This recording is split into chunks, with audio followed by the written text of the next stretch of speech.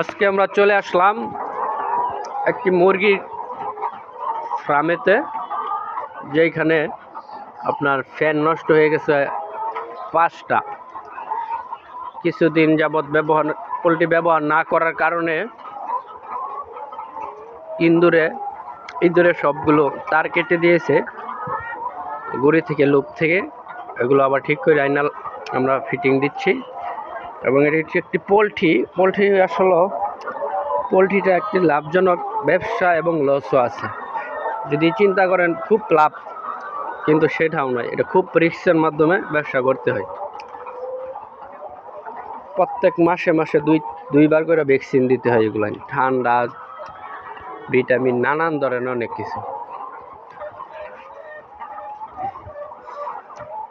আবার পাশাপাশি নিচে আছে পুকুরের মাধ্যমে ওই যে পোলট্রির যে খাবারগুলো আছে ওইগুলা নিজে মাছে খায়। আসলে ব্যবসা হইলে দুদিকেই হয়।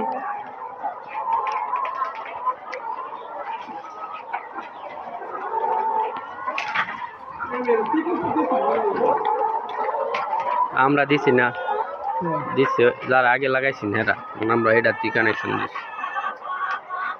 আপনারা চাইলে পোলট্রির ব্যবসা করতে পারেন, যদি সঠিকভাবে কাজ করতে পারেন তাহলে পোলট্রির ব্যবসা আপনারা দিতে পারেন।